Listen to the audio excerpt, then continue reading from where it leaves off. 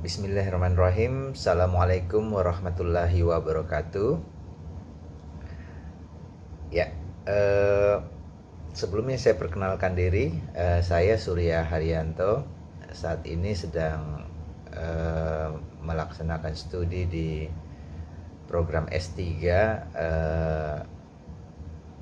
Teknik Sistem Perkapalan di ITS Surabaya. Pada kesempatan ini saya akan membahas tentang dialektika Hegel, tesis, antitesis, sintesis, dan implementasinya dalam penelitian.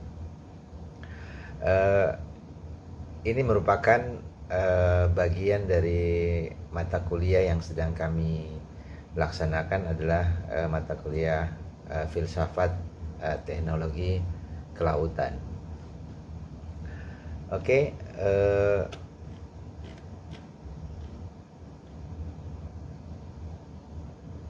ilmu filsafat merupakan salah satu cabang ilmu dari ilmu-ilmu sosial. Di antara banyak tokoh filsafat, salah satunya yaitu George Wilhelm Friedrich Hegel, salah satu filsuf terkenal yang berasal dari Jerman dengan konsep dialektika atau sering disebut juga dengan dialektika Hegel. Menurut Hegel, dalam teori ini yaitu ada dua hal yang dipertentangkan lalu didamaikan, atau biasa dikenal dengan tesis atau pengiyaan, antitesis atau pengingkaran, dan sintesis, kesatuan kontradiksi. Dari konsep ini juga diartikan sebagai penalaran dengan dialog sebagai suatu cara dalam suatu penyelidikan. Sehingga dialektika sering diartikan sebagai suatu pergerakan dinamis menuju perubahan. Konsep ini banyak diimplementasikan di bidang-bidang penelitian, baik di bidang sosial maupun di bidang-bidang ilmu alam. Bahkan dari dulu dialektika sudah digunakan. Misalnya seperti Charles Darwin dengan teori seleksi alam atau teori evolusinya. Darwin mengamati adanya kelainan-kelainan kecil pada makhluk hidup yang sejenis. Makhluk hidup yang berkelainan-kelainan kecil ini berbeda dalam penyesuaian diri terhadap lingkungan. Hanya makhluk hidup yang mampu menyesuaikan diri terhadap lingkungannya lah yang mempunyai peluang lebih besar untuk bertahan hidup. Teori ini menjadikan suatu revolusi besar di bidang biologi.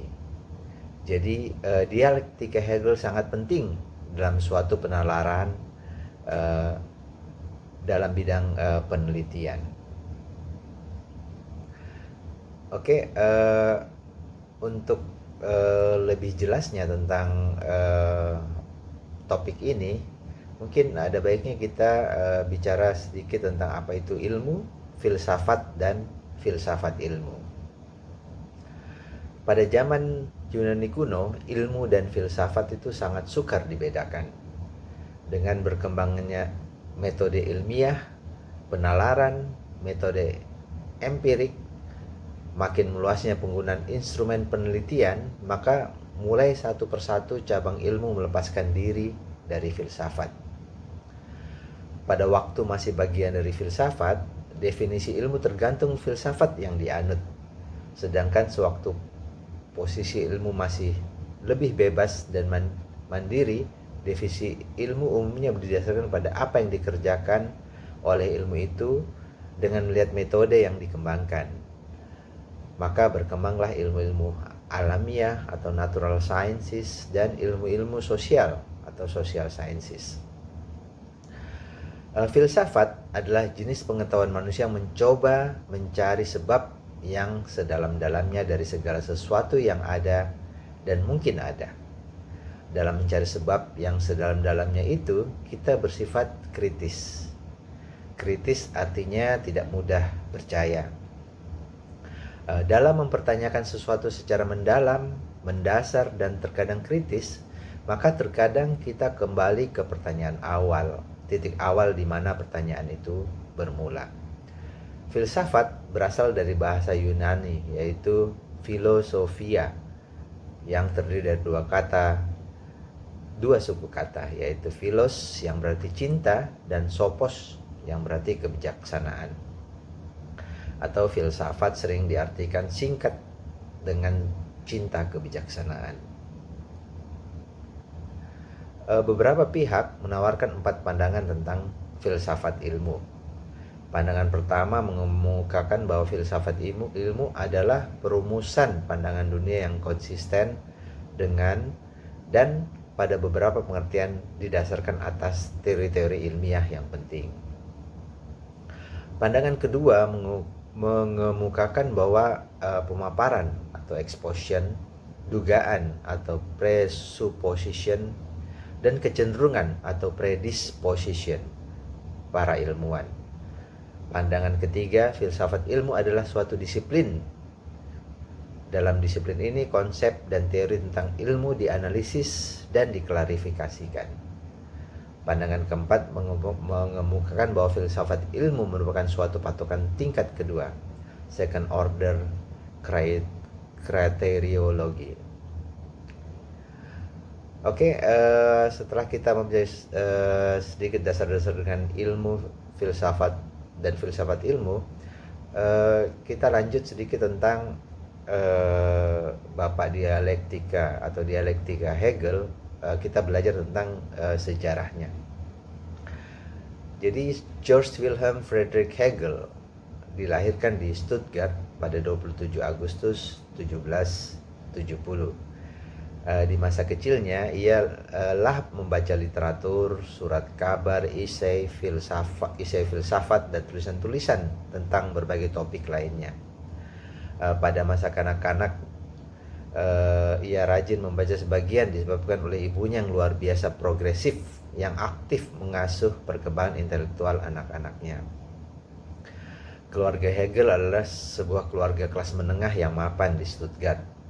Ayahnya adalah seorang pegawai negeri dalam administrasi pemerintahan di Württemberg. Hegel adalah seorang anak yang sakit-sakitan dan hampir meninggal karena cacar sebelum mencapai usia 6 tahun. Hubungannya dengan kakak perempuannya, Christian, sangat erat dan tetap akrab sepanjang hidupnya. Metode dialektika Hegel. Hegel dikenal sebagai filsuf yang menggunakan dialektika sebagai metode berfilsafat.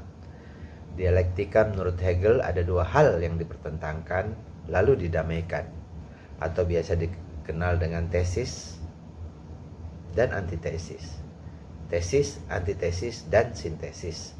Jadi pengiyahan, kemudian ada pengingkaran, kemudian ada kesatuan kontradiksi. Pengiyahan harus berupa konsep pengertian yang empiris. Pengertian yang terkandung di dalamnya berasal dari kata-kata sehari-hari, spontan, bukan reflektif, sehingga terkesan abstrak, umum, statis, dan konseptual. Pengertian tersebut diterapkan secara radikal agar dalam proses pemikirannya kehilangan ketegasan dan mencair.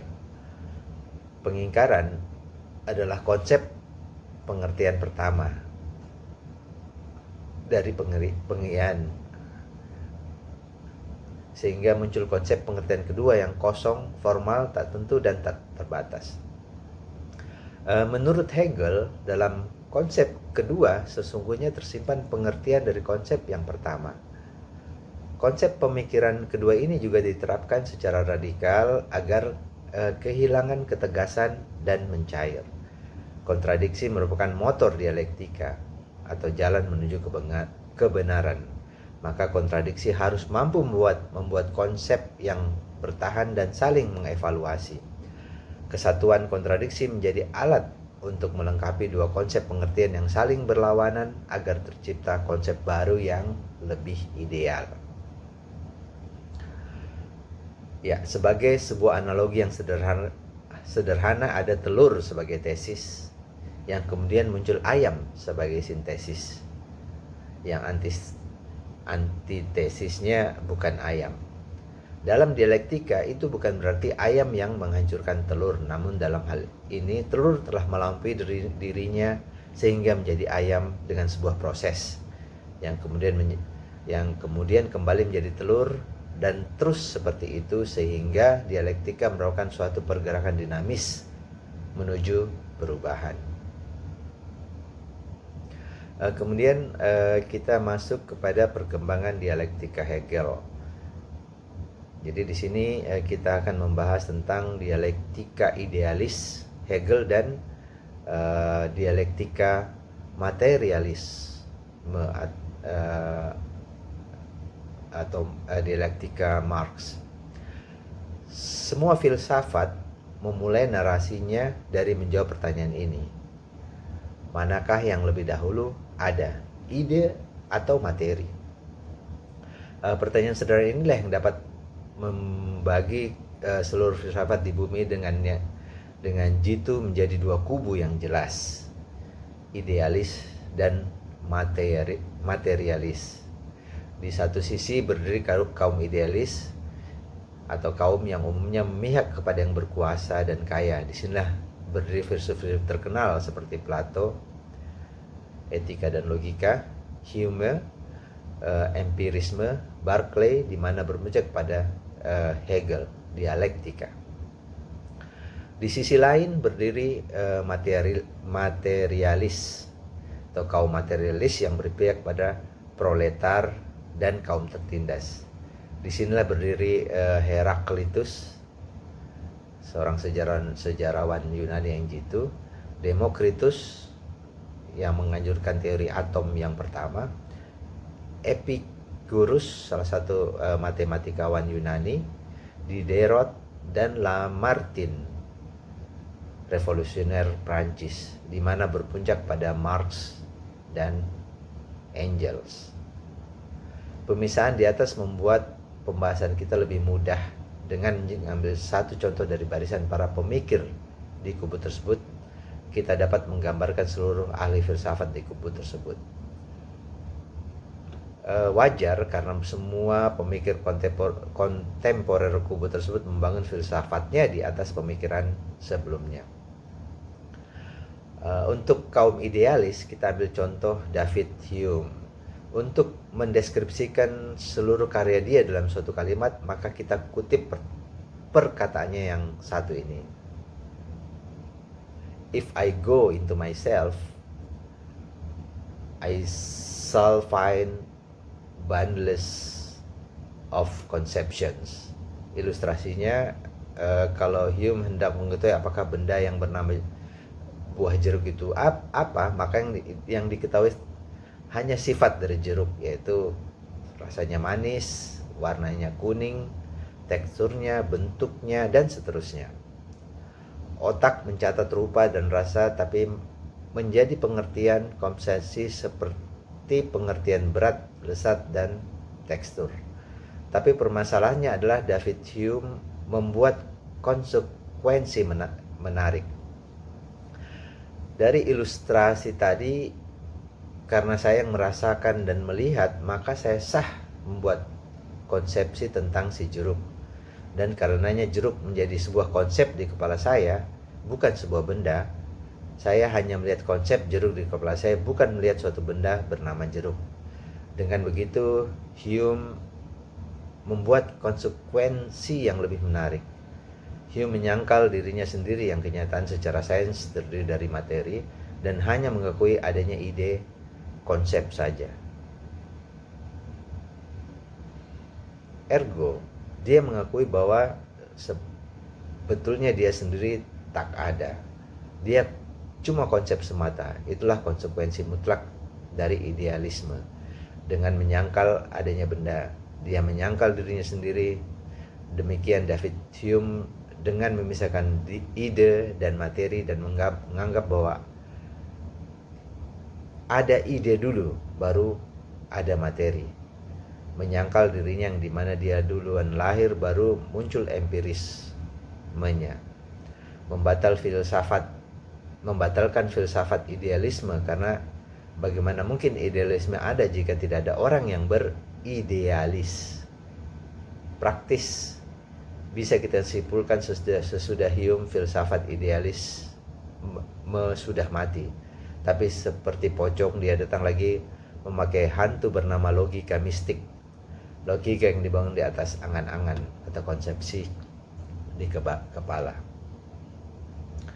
Datanglah si Immanuel Kant kembali membangkitkan lagi dari kubur idealisme Hume, tapi mencoba kabur dari konsekuensi tadi, menggunakan kritisisme murni. Ia mengemukakan bahwa benda itu bisa kita ketahui dengan panca indera kita, tapi benda itu sendiri tidak bisa kita ketahui. Kalau sudah kita ketahui suatu benda dengan panca indera, apalagi yang mesti kita ketahui tentang benda itu? Tanya kaum materialis. Kaum materialis selalu berpegang pada kenyataan, mengungkapkan ini sudah cukup. Tapi buat Kant, sang kritikus, tidak cukup. Ia tidak sepenuhnya memihak pada Hume dan jujur bahwa benda itu tidak ada. Yang ada hanya konsepsi, suatu pemikiran yang menghayal atau intuisi dan imajinasi di otaknya. Jawab Engels, pasangan Karl Marx dalam dialektika materialis, menjawab jitu. Benda yang sendirinya tidak diketahui dengan panca indera, pengalaman, dan kerja kita menjadi benda yang kita ketahui. Ilustrasinya, air yang dulu tidak kita ketahui dan karena kita pandang sebagai konsep ajaib, sekarang sudah kita ketahui dengan perkakas di atas memiliki rumus kimia H2O, memiliki rapat massa, memiliki sifat-sifat liquid tertentu, dan seterusnya. Kemajuan teknologi, menumpuknya pengalaman manusia, perkembangan sains membuat konsep ajaib yang hanya dirasakan tadi menjadi kenyataan yang sudah diketahui dan terkontrol. Hegel, bapak dari dialektika, mencoba membereskan paradoks Hume dengan dialektikanya. Tapi dengan mengikuti para rohaniawan terbang jauh dunia ini, menempatkan ide menjadi sebuah Tuhan yang tak boleh dipertanyakan. Sebuah logika mistik yang bernama ide mutlak. Hegel mengungkapkan bahwa ide mutlaklah yang membuat sejarah, sebuah realita. Die absolute Idee macht die Geschichte. Bukan filsafat yang membuka sejarah, katanya, melainkan absolut ide yang tergambar pada filsafat.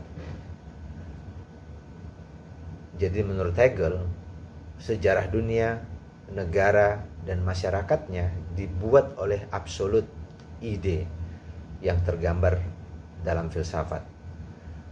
Keparan Hegel ini tidak ubahnya membalikkan sejarah filsafat Eropa ke abad pertengahan, di mana negara, masyarakat, semua ini ada karena izin dari sesuatu yang rohaniah bernama Tuhan. Cuma kali ini nama Tuhan diganti dengan absolute ide.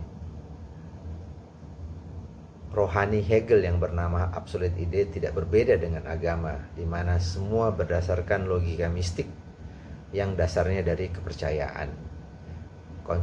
Konsep di kepala bukan sebuah kenyataan. Tidak jauh dengan berdoa atau bertapa siang dan malam berharap dengan rohani, kepercayaan. Konsep di kepalanya menjadi kenyataan. Alhasil sebuah metafisika yang jelas-jelas sudah terbantai dan tergantikan sejak Renaissance oleh fisika. Konsekuensi dari rohani Hegel adalah ketika kenyataan dan konsepsi bertemu. Dialektika Hegel tidak dapat menyelesaikannya. Ambil contoh, kenaikan BBM. Pemerintah ingin menaikkan BBM karena takut gagal bayar APBN. Di sisi lain, rakyat ingin BBM naik karena efek naik BBM membuat mereka tidak sanggup lagi.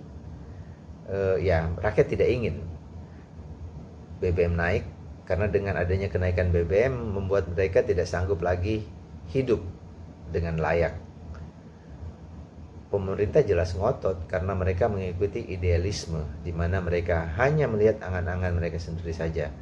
Rakyat jelas ngotot karena mereka mengikuti materialisme, di mana mereka merasa dan melihat, dan karena itu menyatakan, tapi inilah kenyataannya, kami melarat. Ketika dihadapkan dengan permodelan demikian, jelas dialektika Hegel gagal di sini. Dan ini yang membuat Marx hanya mengambil teknik dialektika Hegel yang jitu, tapi menyingkirkan absolut ide dari dialektika Hegel.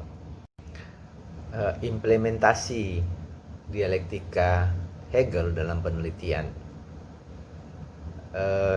Ini kita ambil topik mungkin pertentangan pendapat tentang keragaman jenis. Pada mulanya dialektika Hegel lahir dari penalaran di ilmu-ilmu sosial. Tapi semangat yang terkandung dari dialektika Hegel tentang tesis, antitesis dan sintesis sekarang bisa diimplementasikan tidak saja di ilmu-ilmu sosial, juga di ilmu-ilmu alam. Hal ini sudah dimulai dari sejak zaman dahulu. Sebelum ditemukannya teori Darwin tentang seleksi alam yang diilhami oleh ahli yang mendahulunya, yaitu Sir Thomas Robert Malthus, yang menyatakan bahwa tetua akan menurunkan zuriat yang jumlahnya jauh lebih banyak dari tetuanya. Darwin menyatakan memang benar, anakan akan dihasilkan jauh lebih banyak dari tetuanya. Tapi anakan yang hidup ini akan bersaing dengan sesamanya, baik terhadap makanan, ruang, udara, dan sebagainya, sehingga yang mampu beradaptasi terhadap kompetisi ini yang akan hidup. Persaingan inilah yang oleh Darwin disebut seleksi alam atau teori evolusi. Juga dicontohkan oleh Darwin persaingan dalam mendapatkan pasangan pada hewan-hewan. Hewan-hewan pejantan yang kuatlah yang akan mendapatkan pasangan, sehingga sifatnya akan diturunkan melalui anaknya. Artinya yang mampu beradaptasi akan terus hidup. Darwin mengamati adanya kelainan-kelainan kecil pada makhluk hidup yang sejenis. Makhluk hidup yang berkelainan kecil ini berbeda dalam menyesuaikan diri terhadap lingkungan. Hanya makhluk hidup yang mampu menyesuaikan diri terhadap lingkungannya lah yang mempunyai peluang lebih besar atau bertahan hidup. Teori ini menjadi suatu revolusi besar di bidang biologi. Kelemahan teori Darwin bahwa Darwin tidak bisa menjelaskan kenapa adanya keragaman dalam jenis. Dia juga tidak dapat menerangkan kenapa sifat keragaman itu bisa diturunkan dari tetua kepada keturunannya. Para ahli botani Belanda, Hugo de Vries, menemukan pada bunga primrose bahwa adanya perubahan yang tiba-tiba dari tetua yang diwariskan pada anakannya atau suriatnya. Itulah yang disebut teori mutasi. Ahli botani Denmark yaitu Johansen meragukan teori Darwin karena apa yang didapat Darwin melalui seleksi sama sekali tidak dapat diwariskan. Para ahli ilmu hayat kita itu belum dapat membedakan mana suatu jenis yang terdiri atas genotip yang sama dan mana yang terdiri atas berbagai genotip. Inilah jasa para ahli genetika populer Fisher, Domsky, Reich, dan Halden terhadap teori evolusi Darwin. Mereka bukan menggunakan kenyataan tentang mutasi untuk menyanggah teori Darwin, melainkan menggunakan kenyataan itu untuk menunjukkan bahwa seleksi alam memang bekerja di dalam populasi besar, mengubah bentuk suatu jenis menjadi jenis yang lain sesuai dengan tekanan seleksi yang dikenakan oleh alam ataupun secara buatan yang dilakukan oleh manusia pada pemuliaan ternak, misalnya pada pemuliaan ternak. Dari contoh di atas, seperti teori Thomas Robert Malthus, teori Darwin, teori Hugo de Vries, Johansen dan Fisher dan kawan-kawan, dapat disimpulkan bahwa dialektik atau dialektika adalah penalaran dengan dialog sebagai cara untuk menyelidiki suatu masalah. Seni berpikir secara teratur, logis, dan teliti yang diawali dengan tesis, antitesis, dan sintesis, bahwa di dalam suatu penelitian membuat karangan ilmiah atau suatu tulisan publikasi kita diharapkan untuk berpikir teratur atau sistematis, sehingga apa yang kita ungkapkan pada isi tulisan atau penelitian mudah dimengerti oleh pembaca. Pada teori Darwin ini, Darwin mempertentangkan teori sebelumnya yang sudah mapan, bahwa makhluk hidup tetap tidak berubah. Tetapi oleh Darwin, bahwa makhluk hidup di alam mengalami perubahan atau berevolusi sesuai dengan tekanan lingkungan. Logis atau masuk akal, tulisan yang kita buat masuk akal merupakan suatu temuan baru atau novelty. Meskipun ide temuan baru ini dari teori sebelumnya seperti teori Darwin tentang seleksi alam yang diilhami oleh pernyataan dalam suatu makalah yang dibuat oleh Sir Thomas Robert Malthus. Demikian juga teori mutasi oleh Hugo de Vries, teori Fisher, dan kawan-kawan diilhami oleh teori seleksi alam Darwin. Di dalam membuat suatu penelitian yang menghasilkan suatu temuan baru, biasanya dibarengi adanya suatu proses tesis yang merupakan pernyataan atau teori yang didukung oleh argumen atau alasan kenapa kita mengembangkan adanya temuan baru. Dengan demikian, pembaca akan paham dengan teori baru kita. Dengan mengungkapkan teori temuan baru, kita jarang adanya pertentangan dengan teori sebelumnya atau diilhami oleh teori sebelumnya, tetapi adanya temuan baru yang berbeda dengan teori sebelumnya.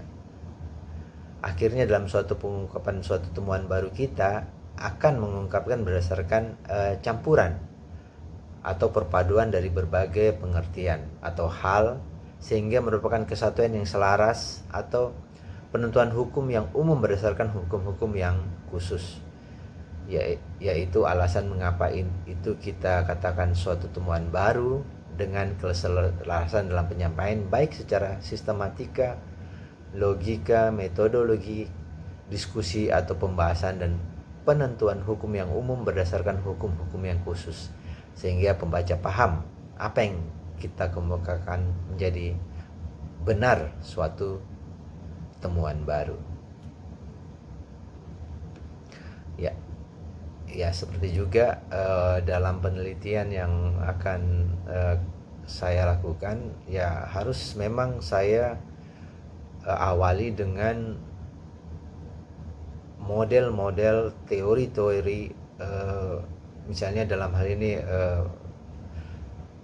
strategi perawatan kapal, khususnya permesinan kapal yang sudah ada sebelumnya. Ya mungkin saya harus banyak berbicara tentang teori-teori awal tentang breakdown maintenance, apa kelebihannya, kekurangannya, kemudian berkembang lagi tentang perawatan preventif, di mana pada masa itu mungkin kita belum berpikir tentang resiko yang terjadi, jadi cuma berdasarkan kepada kegagalan-kegagalannya. Kemudian berkembang lagi tentang melihat lagi konsekuensinya, jadi bukan hanya probabilitas gagal, tapi kita juga memperhatikan apa dampak yang bisa ditimbulkan apabila terjadi kerusakan pada komponen itu. Jadi kemudian berkembang lagi misalnya apakah misalnya di tiap-tiap wilayah, tiap daerah akan sama misalnya model atau strategi perawatan bisa kita terapkan. Jadi istilahnya banyak hal-hal memang yang harus kita analisis, kita pertimbangkan, dan kita lakukan analisis berdasarkan dialektika Hegel tersebut. Jadi bukan saja